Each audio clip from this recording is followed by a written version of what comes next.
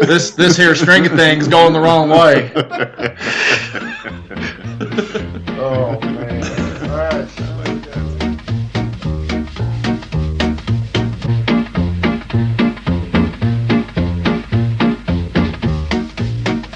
Greetings, everybody.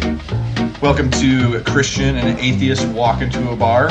I am your host, Jay. Don't tell me I didn't evolve from no monkey, Stooksbury. And with me is my partner in crime, Ty. Wait till Eve gets a load of these ribs, gallon back. And we're doing something a little special today. We actually have a third person at the table, which we've always been a duo, so now we're the Three Musketeers now. I want to introduce Nathan Clay, who is a close friend of ours, who is also a fan of the podcast. And when we were in search of a good first guest, he was the first person we thought of, who also was willing to do it. There you go. Which, you know, there's a lot of people we'd like to invite, but Lord knows if they'd actually reply to us. Right. But I wanted to introduce him because he's a good friend. He's a smart guy, and he's also a good beer drinker friend too. So Nathan, do you want to? Hello. Introduce Thank yourself. you both for having me on. It's wonderful to be here. I am a good friend of the pod and a big fan as well. I think you guys are doing really good stuff. Specifically from a civil conversation standpoint, that means a lot to me. In my personal life, it's a really good thing that we need to try to practice more. So. Yeah, that's what we're all about. Creating conversation around good beverages. Mm-hmm. So tonight, let's start with beverages, of course. So Nathan, guess first. What are you drinking tonight? I am drinking one of my standbys. I really appreciate the Odell Brewing Company and every beverage that they create. And this is the IPA. I like all ales, especially in the winter months. And I think Odell is a very consistent brewery. Very good across the board. But this is the IPA, and I really do enjoy it. Yeah, their IPA is one of my favorite IPAs ever, for sure. Yeah, Odell's is a good go-to. Yeah. I am drinking the Telluride Face Down Brown Ale, which is kind of one of my go-tos also. I'm not usually a huge fan of Browns or Telluride for all that matter, but Hey. Sorry. Hopefully none of Ty's employers listen to this. But I genuinely really like this beer. It's nice and easy. I like the design of the can. I like the overall taste of it. And it was when I opened up Ty's cooler, it was the first one I saw that I was like, yep, that'll work. There you go. You know.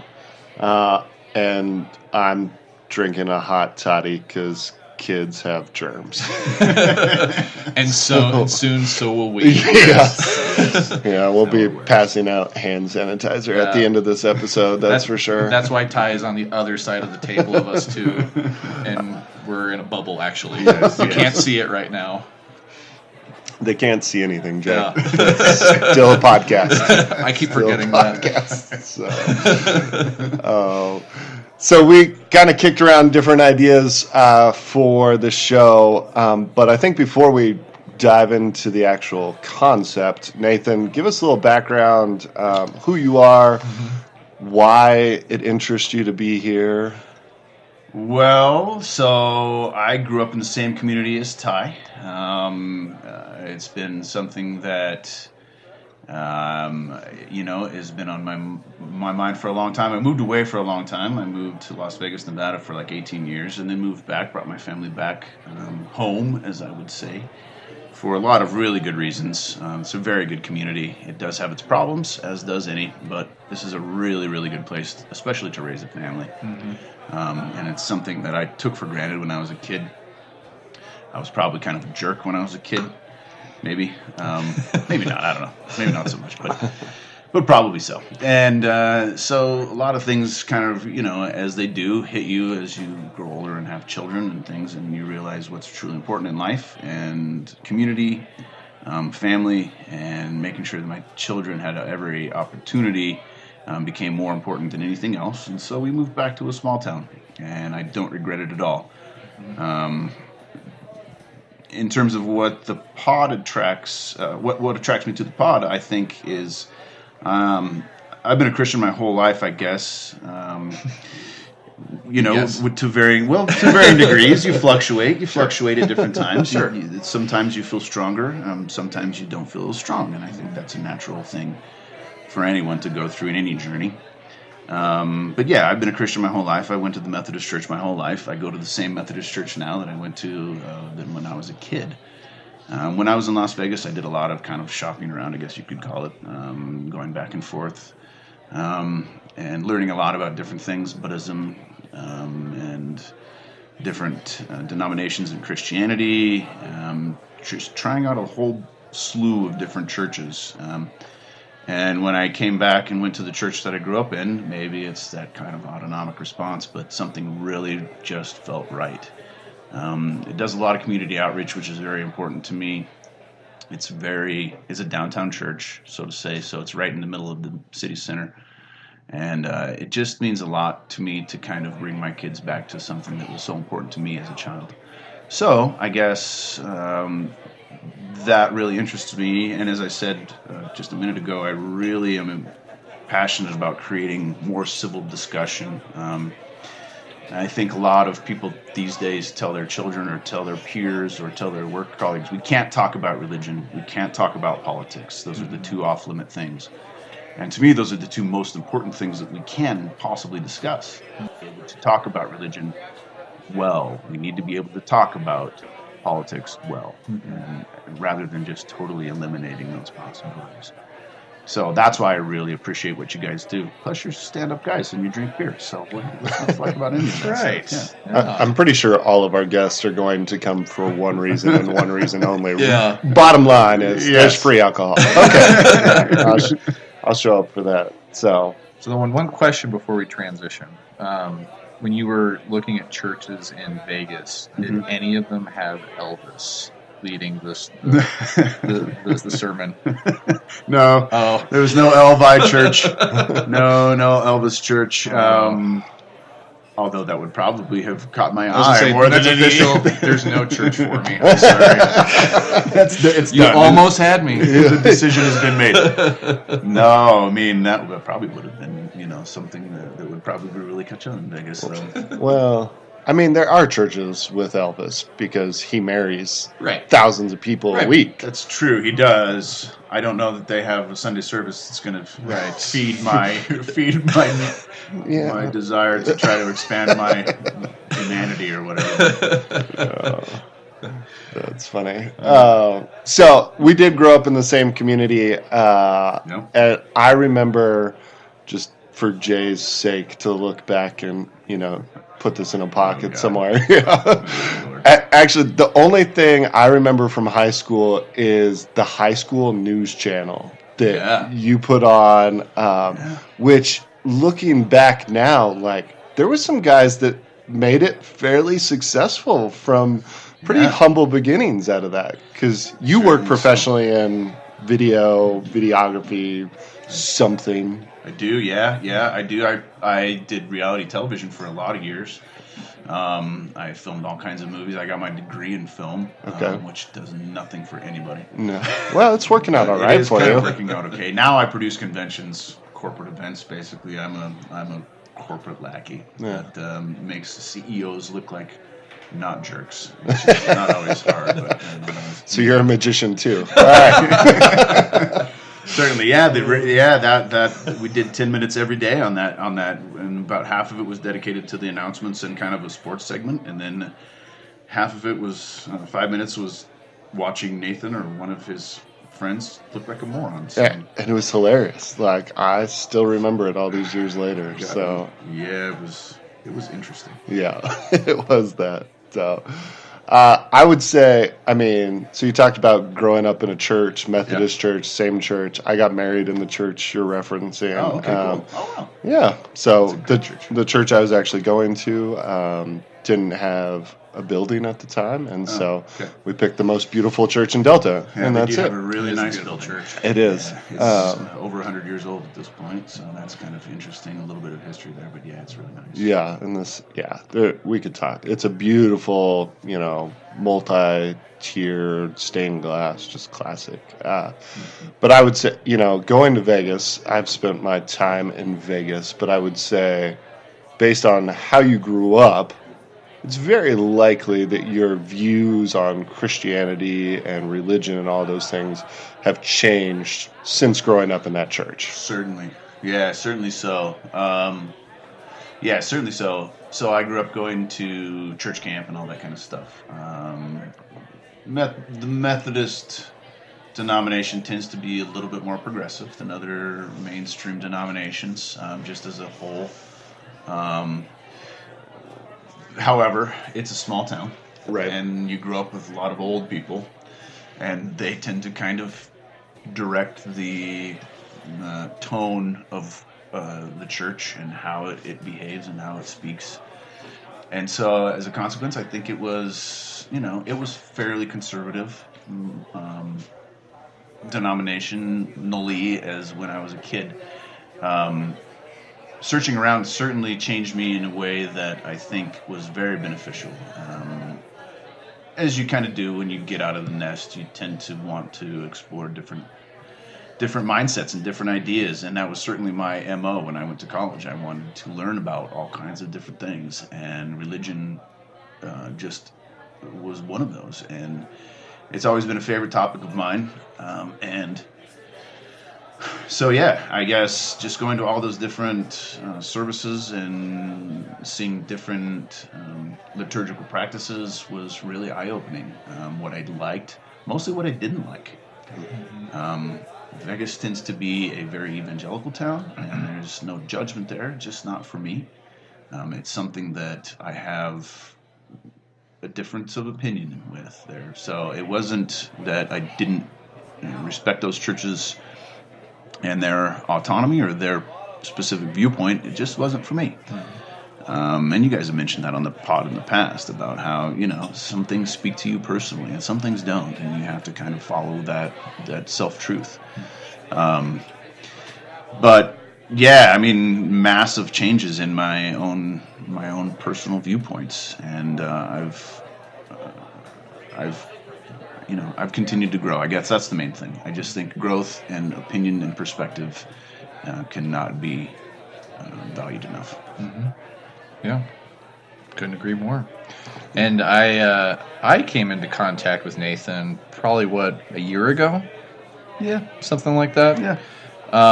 Just a happenstance exchange online, I think is kind of how it started, didn't it? Sure. I don't remember exactly. Yeah.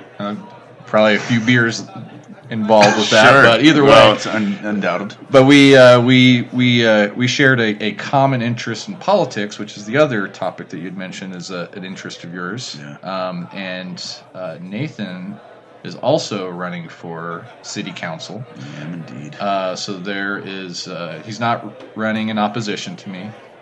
So we could still be buddies and still have beers. But no, we're hopefully going to be sitting around the table here in the next couple of months for what I think we share. We're maybe some differences in broader topics, but I think base principles were pretty well in tuned.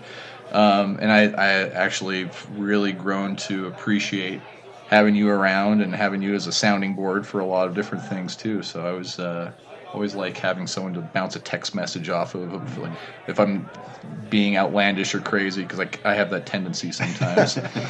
For bouncing ideas for what we wanted to talk about, we wanted to try to at least give our guests that opportunity to kind of drive that conversation. And Nathan came up with a lot of great ideas, but I think we all kind of picked on one that came out of that batch. So Nathan, do you want to kind of introduce it and sure. Okay, before he does that, okay, I just want you to know, he said you gave a lot of good ideas. He sent me 2. I might have given 3. Okay, all right. There's at least 3. One of which was like, far less good than the other 2. okay, all right. So on with the good one here. So the one that I pitched that I do feel really strongly about, that's very interesting to me and seems to be very defining characteristic of both sides of this particular debate, is creation versus evolution. And so many people, I think, get hung up on this particular point, and it seems to be a huge sticking point that, or maybe a hurdle is a better way to put it, but a huge hurdle for people to really traverse, and it seems to really kind of shut down a lot of conversation, and I think that's silly. Yeah. Mm-hmm. I would say it's definitely a polarizing topic. Right. And it's interesting that it can polarize within the Christian community, and within Christian and atheist, and within atheist community. Right. Like, you can get everybody against each other on this topic. Right. So. Right. Which I look forward to fighting with all of you guys on this. Which I imagine is going to happen. Right? Civil debate. That's all right. I love how Nathan's like, I'm going to show up. I'm going to do this topic. We're not going to hold any punches. Like, we're just getting after it. Right. So there we are. No, I completely agree with you. I think it's important too to even just like start out that conversation of what people mean, and I'll kind of speak to the evolution part of it, since I'm the atheist and that's the only thing I believe in, right? Is the what does that exactly mean, and what claims does the theory of evolution actually make? So, I mean, I'm not going to go into a deep dive of origin of species here or anything like that, but the theory of evolution deals specifically with how millions and millions of years of natural growth and changes in species and genetic code has passed along, and adaptations has occurred over the course of history that we can't even document, and the claims associated with that have been consistent from a scientific perspective. But I think the one thing that a lot of people get hung up on is that evolution makes no claims about a supernatural world at all. It deals specifically and entirely with a natural world. So the claims made about creation of the universe from a monotheistic perspective, or whatever religious perspective you want to associate with, that's an entirely separate conversation. So, at least in my opinion, and obviously you share that too, that these are not mutually exclusive claims being made. And I don't understand why we have this just non-stop, incessant debate about which is the truth, because I think they are dealing with entirely different claims, and they work in entirely different realms, and I don't know why there's this tribal essence to you have to pick one. Yeah, I mean, certainly, I think a couple of key points that you touched on there are unfathomable amounts of time. Right. So here, I'll show a little bit of my hand and how Christianity has changed, in my opinion, or I have changed as a view of Christianity. I'm not what you would call a Bible literalist. I don't believe that Genesis literally accounts for the actual creation. First of all, there are 2 different accounts of creation within the first 2 chapters of Genesis. Mm-hmm. You could also say that the first chapter of John in the New Testament gives a 3rd account of creation as well. And so you have to be able to take those with a grain of salt. Mm-hmm. And to me, a creator deity that can move in imperceivable segments of time over hundreds of billions of years is actually far more impressive than someone who can snap their fingers and in 6 days have everything just locked down. The scope of time that we're talking about is, like you said, unfathomable. And so that to me is a crucial point. Secondly, they're not mutually exclusive. Many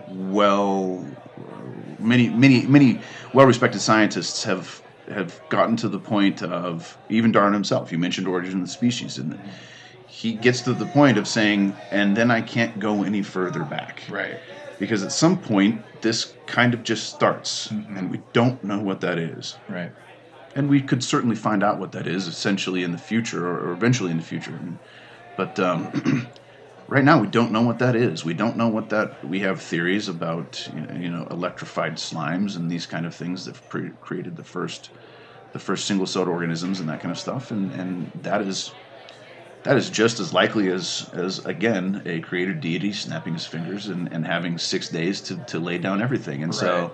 And you actually made a really important distinction that I should have referenced too, is that there is one claim that does butt up against evolution and a kind of a religious point of view, and that is the evangelical 4,000-year-old Earth Certainly, claim. right. I think that's those are very exclusive claims. Moses tamed the dinosaurs, kind of a thing. Yeah. Right? Yeah. Or there was no dinosaurs. There was no dinosaurs. Satan put the dinosaur bones for us in the ground to distract us. That's right. So We're talking about dinosaur bones and Satan. Certainly, the infallible nature of the Bible means a lot to some people, and I think that is, to me, I just can't get on board with it. Right. So then that leads you down a road to question all kinds of things that exist in the Old Testament. I find that probably the New Testament exists in much more reality than the Old Testament, and certainly the very ancient parts of the Old Testament draw especially heavy questioning, I think, and rightly so. They're passed down. It was oral tradition for many, many generations on tribes that, by its own admission, wandered in the desert and had all kinds of problems. And so the infallibility of the Bible, to me, is absolutely something that I have all faith, which may seem like a contradiction. I have all faith that the Bible itself is an interpretation of the history of mankind, especially in those early parts of the Old Testament. So yes, I think that Genesis itself is a story, just like the story exists in the Epic of Gilgamesh, just like the flood story exists in all kinds of different realms and different literature throughout antiquity.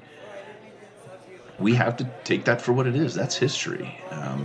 Now, does that mean that God isn't real? Certainly not. To me, I believe that those two things can exist in compatibility. I think that you can have one foot in both camps. I guess, to boil it down, I believe that the Big Bang and there shall be light are exactly the same thing. It's just about how you interpret the steps that follow. And quite frankly, what's written down in Genesis is kind of a requisite of how life would form. It just didn't happen in 6 days. Are you sure? I'm sure. Well, and I mean, we definitely fall on the very similar side in this from a Christian perspective. I think the only thing that where I would differ is that if you're putting your life stake in a book and basing it, I'm going to lean a little more to it is entirely divinely inspired. But with that being said, the one thing that you said that I just took note of was, you got to take Genesis with a grain of salt. And my opinion would be you don't have to take Genesis with a grain of salt. You have to take it for what it is. And if you look at, Hebrew text and Hebrew literacy and how it was written as a poem. it's written as artistic, and so it's not written as they would have written down facts and all of those kind of things. And so if you take it as a story, like you said, I would agree with that completely, and you take it as this, image that they are trying to portray, you're not taking anything away from the creation story and how, if there's a divine being, I don't want to know how he created stuff. I don't want to be able to wrap my head around that, because I think that takes away from who he is. Certainly. So, putting God in a box, I would say. Oh that my gosh, is. yeah.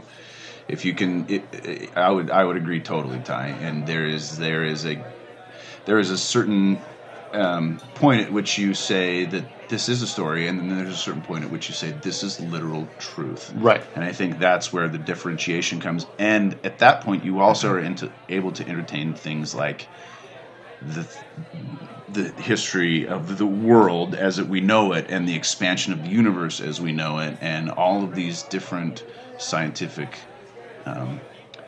understandings of how the universe works. And one completely discounts those, and the other takes into consideration those. And so that's where it stands. And I totally agree. And I think it is a combination of both, because if you look at, you referenced it, oral traditions and how they translate into a literal tradition. That's how a lot of those stories take place. I mean, like you said, it's like a poem. I mean, you go into the Iliad and Odyssey. The way that oral traditions were built upon is that they're easily memorized. Right. And memorized have to have like a rhythm to them. They have to have rhyming schemes and things like that. So that way you can carry on those stories for infinite generations. So yeah, I think it is a combination of allegory, some historical context, and you might be opposed to this word, but mythology built into it, all in the same sort of bundle package, basically. Not at all. I think mythology speaks to humanity's trying to cope with understanding the world around them. Yeah, that's all mythology is. Right. We look at the world around us. I mean, there are certain cultures throughout the world that thought that the god of the sun was leaving us at the end of the day, and we had to really make atonement for the moon not to attack the earth. And then, thank heavens, the sun came back again another day. And when we don't have to sacrifice people. We don't anymore. have to sacrifice people. Yeah. When you understand that it's a sphere of burning gas rather than a Helios disk that's looking down upon you, it makes a big difference. Mm-hmm. But that's how science works, and we continue to challenge things around us and understand further the nature of our surroundings. And certainly it's mythology. But to those early men, those were almost indistinguishable. Mythology and reality were one thing many times. Earthquakes, volcanoes, all these things were unknowable to them. They were unfathomable. They couldn't wrap their heads around them because they didn't have plate tectonic theory. They didn't have the layers of the stratosphere and atmosphere that they understand contributed to the weather patterns. They didn't have the understanding of the currents in the oceans contributing to weather patterns, or the moon, gravitational pull of the moon moving the very seas. They just thought that stuff's going to come up and swallow our little town. We need to make sure that we don't have that happen. So then, so while kind of on that topic of scientific inquiry and its relationship to this particular viewpoint of the origins of the world, in a modern context, then we've already kind of established the point that we don't necessarily think that evolution and creation are they're not mutually exclusive topics. But I think where the real conversation breaks down then is how is it taught? Mm-hmm. So what's your viewpoint then in terms of does there need to be like a fairness doctrine with that, where you have to give equal airtime to evolution and creation in the classroom? Does it belong in a scientific environment? What's your take on that? For me, science is empirically proven throughout time. Christianity, like any religion, is a faith-based choice. Christianity is based on a Jewish history, And that Jewish history is extremely ancient. And so while Jesus existed in a Jewish culture, and let me just say, I fully believe that Jesus of Nazareth walked this earth, and I fully believe that he was the most enlightened person ever to walk the face of the earth, and I fully believe that that indicates divine inspiration. The finer points of that, I think, are debatable by anybody. At what point did he become divine? Was it when he was baptized by John the Baptist? Was it when he was conceived? Those are all debates within Christianity itself. So it's not like this is a new topic on exactly how divine. I mean, we all say Jesus was fully human and fully divine. And I think that's true. And that is a mystery of faith. And to me, there are so many mysteries in the natural world as well, that why do they have to exclude one another? So to answer your question, I think that if you want your child to learn about Christian doctrine, that is perfectly fine, and that's your choice. You need to choose a school that speaks to that. I think that the theory of evolution, while not empirically able to be proven, has much more scientific method behind it. And I think the scientific method can be empirically proven. However, it continues to disprove itself. Albert Einstein didn't believe in the existence of black holes. Well, now we know that that's true. Those things exist out there. The universe continues to expand at an unknowable rate, or at a kind of a knowable rate, but in different parts and different rates. And so we continue to disprove old science, and that is the nature of the scientific method. And so for public school, I firmly believe in a separation of church and state. I believe that church and theology and faith is one thing that should occupy a very large portion of your life, because I think that if you don't consider heavily the ramifications of a spirit, I believe that so many things are connected to what some people call the Holy Spirit. I tend to just think of it as the universe. The universe exists around us and inside of us. We know that all kinds of particles from all over the universe bombard the earth all the time. Well, maybe that's how the Spirit of God interacts with us. No one can empirically disprove that either. So these things that are somewhat nebulous and unprovable by science, I think, belong in the realm of faith, and that probably is more important on an individual level than really believing in science, because at some point you have to decide for your own self what your own truth is, and that's an extremely important choice and an extremely important journey that you need to go down. Whether you be a Christian, a Muslim, a Buddhist, you have to understand what your relationship with the universe is. And science can help you understand that. But the greater choice, in my opinion, is what is beyond this? What else is out there? And I think science firmly would say, we don't know. We are always learning new things. Mm-hmm. So while I don't believe that heaven is riding around in the clouds, and I don't believe that God is an old man with a long white beard sitting on a chair, there certainly is something else out there. And how we interact with it is the definition of how we interact with one another. And that is the most important, the most impactful choice and impactful opinion that you can hold in your life, I think. Yeah. I think on that line of, what should be taught and what, in a school setting, I think it should be taught, all of it. Don't make it a faith-based decision. Make it here are the worldviews that exist in this day and age.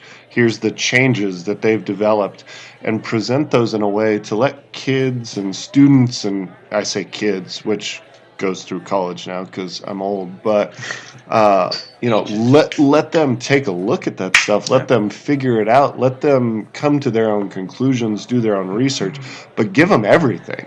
Like, I think, we started off by saying, one of the failures of our generation is our inability to talk about religion and politics. Bring that up in school. Like, don't present any one side, but if you believe that religion hasn't played an important role in the society we exist in today, you're just as ignorant as someone that believes the earth is 4,000 years old. But you've got you got to just present it. And if you're in a public school setting, regardless of your beliefs on that situation, just lay it all out there. Like, put it all out there and let people start to dive in and dig in. I don't think there's any greater service an educator can do than to give someone the power of figuring out something for themselves. I'd be fully on board with that. I totally agree. It would be a hard class to teach, but just because it's hard doesn't mean it's not worthwhile. Right. I totally agree, Ty. And I think ultimately one of the shortfalls of our own culture too is a lack of literacy in other people's religion, in We're afraid of other it. or cultures or things of that, so even for a staunch church-state separation advocate such as myself, I still would be in favor of like world religion classes being available, because I think the one of the most consistent bridge gappers that I've always experienced in, or at least conflict resolution type activities, is having people being exposed to other cultures, other people, and humanizing it as much as possible. Because at the end of the day, if you don't get them during the day, they're going to go home to all sorts of different perspectives and all sorts of kind of media sensationalism that really does its job at driving a wedge in between cultures, and does a pretty damn good job at it too. And we're seeing the result of it, and especially in this past election, and most likely in future elections as well. So I do think that there is some value in bombard. It's kind of an all or nothing sort of viewpoint, and you do need to have people have a greater exposure to these different worldviews and different opinions and different theories and different philosophies, that they can make an educated decision on their own, because I think ultimately that's what faith or lack of faith really is people arriving at that decision after hopefully discerning on their own and weighing their own world experiences and weighing the opinions or thought leaders that they find solace with at the end of the day. So anyone that takes knowledge as fact in today's day and age without questioning it or investigating it on some sort of level is doing a huge disservice to themselves and their fellow man. Right. Because there's just so much information that is just thrown out. Right.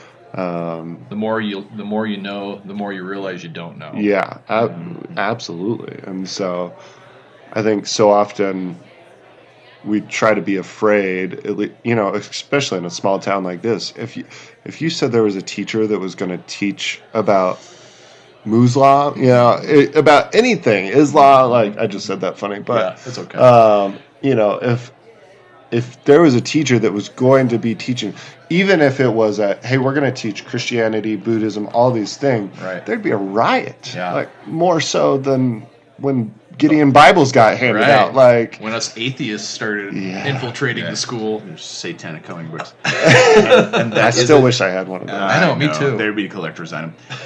And that is a giant shame. It's a huge shame that in communities like this, and certainly we can't say that this is the only place in the world where that would take place. And likewise, we can't say that there aren't communities in the world that don't approach us with a better sensibility. Oh, I 100% think there are. Yeah.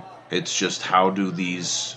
So for us, how do we transition our little community here into being a little bit more available to progressive thought, or open-mindedness is probably a better way to say it. And I have my theories, but it's not easy, and it's certainly not going to be a one-size-fits-all solution. And it really, honestly, I believe that it boils down to conversations like this. That was my solution. That's why we started this, And I think it's twofold for me, because I'm the minority here.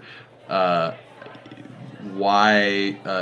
that happens is also people becoming more exposed to these quote unquote atheists that they, when people ask me about that, it's like, well, yeah, I'm an atheist, but I'm also a husband, a father, a business owner, a potential city councilman. I try to show that it's not. I'm just as a regular dude as anybody else, and I care about this community just as anybody else.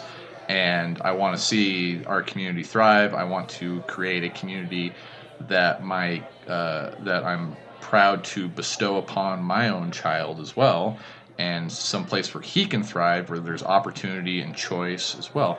And when you talk about it in that perspective, then people are like, oh, well, you're just like, one of us, and then, but I would say the interactions I've had where people are off-put about me being an atheist are rare. Right.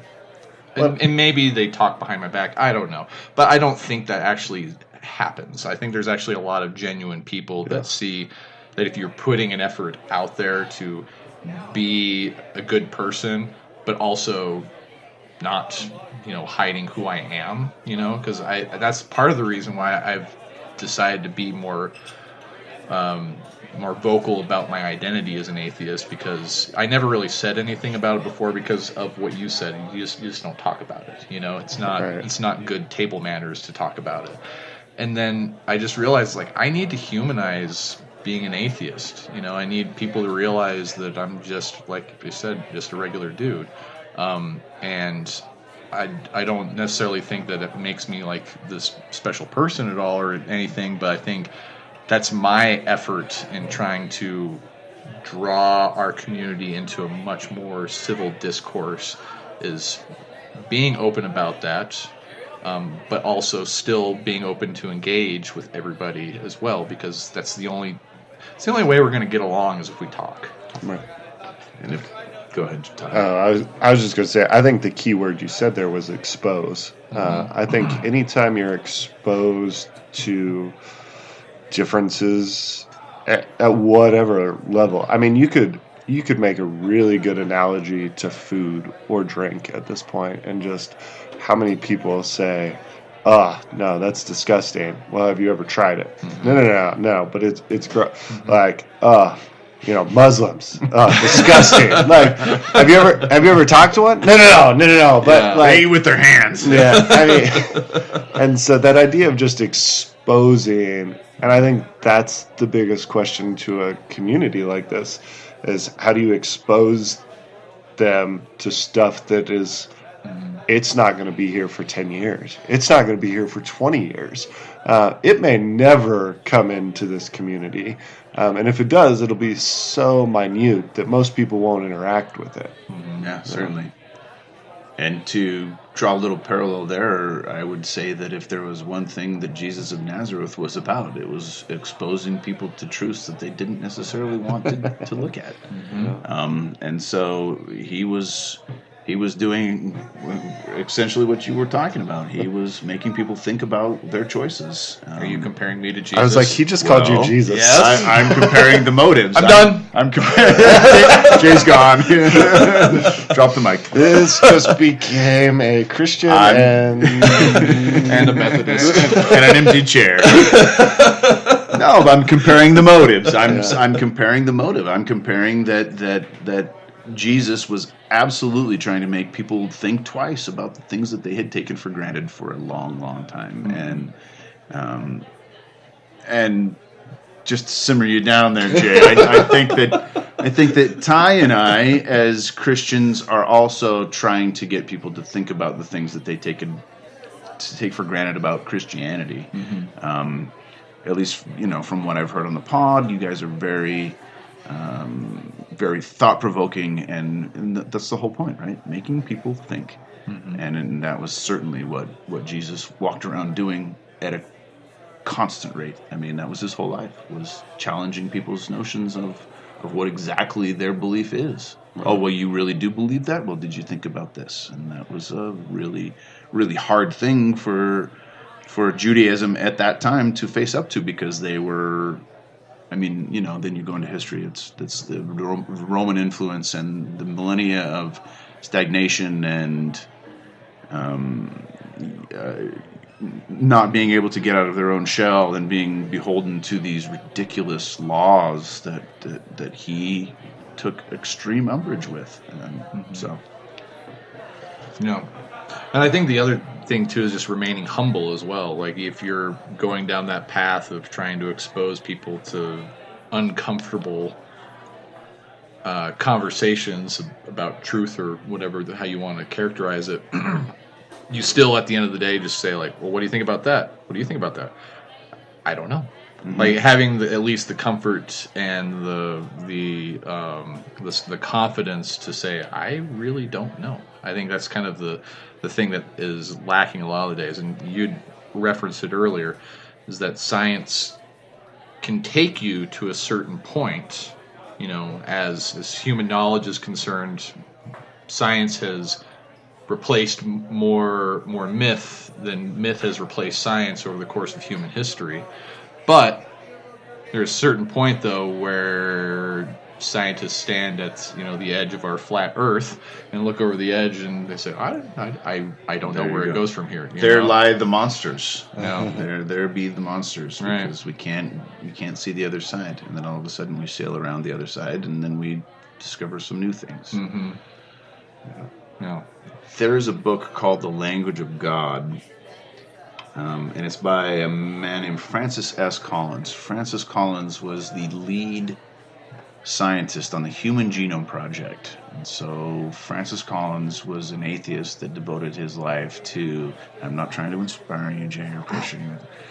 Francis Collins was an atheist that was on the Human Genome Project, the lead scientist, essentially mapping the human genome. This is a brand new technology as of 15 years ago, where 30 years ago, we didn't understand the difference between DNA and RNA, and all of a sudden, when that differentiation became apparent, and they understood the twisted helix nature of our very existence, we started to be able to map it and to understand these genomes that produced certain things like red hair or blue eyes. Well, Francis Collins came to the realization that DNA was essentially the blueprint that God created for everything in the world, everything in the universe, for that matter. He could not stop at the edge of our solar system, certainly, because we understand now through the Hubble telescope that there are universes upon universes, and most likely, given strand theory and our understanding of time and space, there are alternate universes that exist currently right now. In an alternate universe, I'm becoming an atheist right now, and Jay's becoming a Christian. It just that is an alternate universe that exists somewhere in all likelihood. Hopefully, we still have beer. I think there will be beer. Okay. Inevitably, there will be beer. It is one of those inevitable things. But my point being that there, like you said, there comes a time in which they almost science and theology or belief in God almost become one. It's like a diminishing returns, where you can no longer find true zero there, because even the best learned scientists can't figure out what was beyond the Big Bang. I mean, it probably was shrinking and expanding again, but that's kind of a best guess theory. And so, to me, that's where you are able to have one foot in both camps and say, yes, certainly the Big Bang happened and all life sprung out of a singularity. And we are understanding more and more, like dark matter and all these neutrinos and ridiculous scientific concepts that no one really understands, except for a handful of really nerdy people in the world that are highly intelligent, but you wouldn't want to have a beer with them. But because they probably don't drink beer. They probably don't drink beer. It would kill their brains. But you know, so we continue to understand more and more, and it seems like the more and more we understand, the closer we get to understanding that we'll never really understand it. Mm-hmm. And that's where it crosses over into divinity, in my opinion. So then let me ask you this, because then, you know, I think the kind of the opinion that both you and Ty are expressing here, which gives me hope for the future of this particular conversation. I think it's becoming more and more common from the religious community to really maintain that viewpoint that evolution and creation aren't these mutually exclusive conversations. In fact, the official stance of the Catholic Church is that evolution is how human civilization came to be, basically, and species and things of that matter. So do you guys get a sense in your particular generation of followers, of believers, that will expand, that will proliferate? Do you feel like that particular worldview is kind of where they were, these siloed sort of conversations and tribal in nature, will kind of die off? Is it kind of an old way of thinking, or do you sense that it still kind of maintains in a younger generation? I think it's an exposure thing to bring it back. It's kind of the same issues, just regenerating. Well, it's the same issues based on outside influences. Mm-hmm. If you choose to lock yourself in a bubble, you're going to get antiquated education. Sure. If you choose to exposure, things in our world are changing at such a rapid pace, and knowledge is so available at such a rapid pace. If you choose to block yourself off from that, you're going to find yourself 5, 10, 15 years behind. Mm-hmm. And I think that's true in the church, too, that as soon as you expose yourself to a larger picture of thinking, you start to very quickly realize how little you know, mm-hmm. and you dive into those things. Mm-hmm. So the people that are choosing to search that out, which I do think that is more people. Are you going to see that on as high a level in a community like this? No, I don't think you are, because of an exposure factor. Sure. There are not people that are going to, very few people are going even to a theology school, where they're getting educated on that stuff, where they're seeing a bigger picture. And so that mindset stays very narrow. Mm-hmm. Do I think across the world that that's changing? Absolutely. I think you'll see that influence happen. We just may be 10 years behind. Mm-hmm. I 100% agree with that.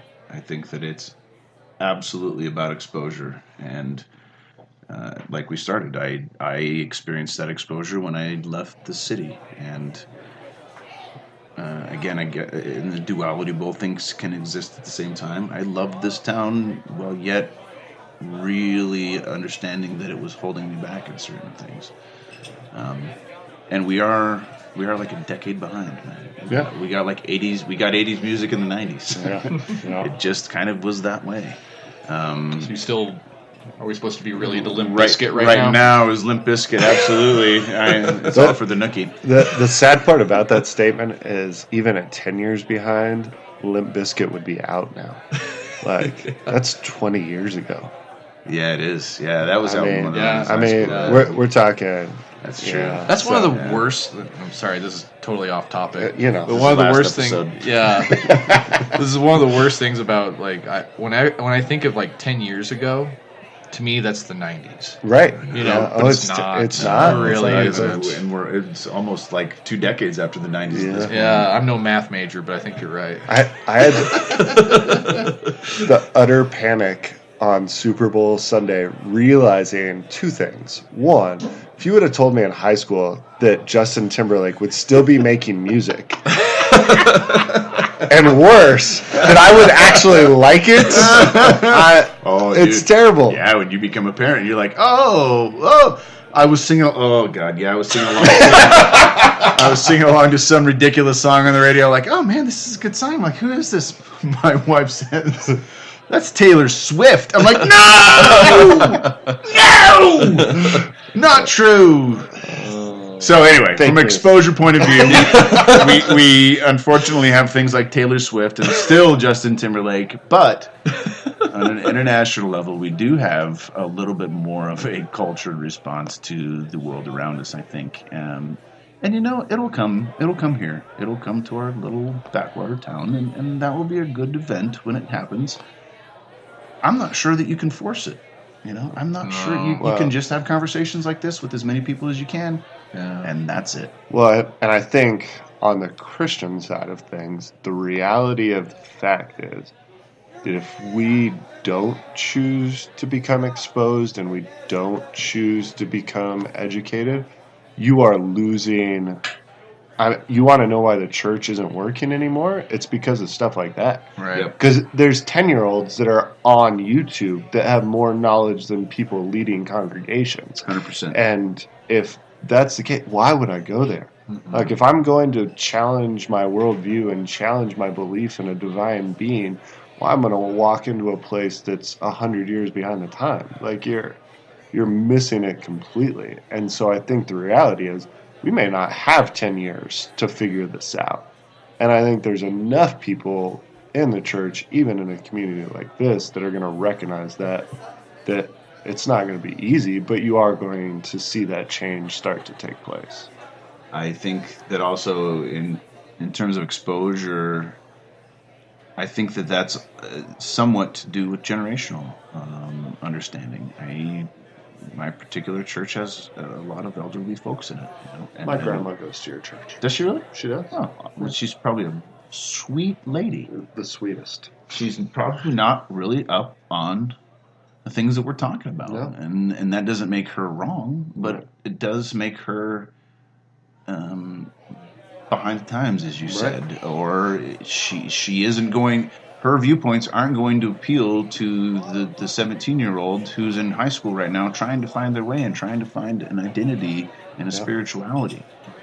And that doesn't make her wrong, and it doesn't make the 17-year-old wrong, but that does mean that there's a disconnect. Right. And so, like you said, if we as a church want to try to grow and prosper, which essentially means try to help humanity be kinder to one another. If I was to boil Christianity down, we just want to be kind. We should just want to be kind. Then we're going to have to really step up our game on how we think about the world around us. And there's definitely something to be said about taking science and all of the things that it can teach us. Look, Christians cherry pick all the time. We look at the Old Testament and we think, well, I don't really think that people should do this, but I do think that this is true, but that's certainly not true. But this particular passage from Genesis is absolutely true because it rained fire upon this town and the guy was turned to salt, so it's absolutely 100% true. But this other thing about stoning people, well, we won't. Yeah, let's not talk about it. So, exactly. But I mean, we really get caught up in things that aren't fit in with our worldview, and we have done forever. And that's why the Protestant Reformation happened. That's why the Orthodox split from mainland Catholicism happened. All of these things happened because Christians realized that something else was happening in the world and something new was going on, and we need to recognize that. And I think that we are sitting in a time in which that is now occurring again in a major way. And it's going to be interesting how it plays out within the Christian community, because certainly mainline denominations are fading away. Yeah. Mm-hmm. We've had the conversation on this podcast that I hope and pray we see denominations become a minority, that you see that whole trend fade away in our lifetime. because I think it's antiquated as well. It is. Yeah, certainly so. And me being a member of one, we either need to get with it or we're going to die. Yeah. Unequivocally. Yeah. We could go off on a huge tangent here, and Jay would just be drinking himself into an oblivion over here. But, you make it sound like it's a bad thing. And we do have Girl Scout cookies too. So, I honestly actually have no idea what kind of time we're at, but we're at least over 45 minutes on this. So, hey, Nathan, thank you so much for joining us. Thank you. Thank you guys for having me. I really appreciate it. I mean, as a member of the community, seeing you two on different sides and at least of this topic, faith topic, but then also talking about joining together to change a community. If other people and other communities can't latch on to that picture and what it can do to our nation and our country, they're missing the whole point of this. So I think this is a beautiful picture of what things can be. So sign us off, Jay. I feel like we have to hug. We're like, this is a beautiful picture. I mean, you guys have been almost making out all night. Yeah, we're sharing a microphone, so it's already intimate. It is. It's fine. It's fine. And before we sign off too, I just wanted to say thanks again for coming on. It was a fun conversation, and you always add a lot of intelligence to that conversation too. So yeah, thanks again. I'm glad. So again, you're listening to a Christian and an atheist walk into a bar. Be sure to follow us on Facebook, Twitter, Instagram, and you can find our work at christianandatheist.com, where we try to bridge the religious divide one adult beverage at a time. Cheers. Cheers.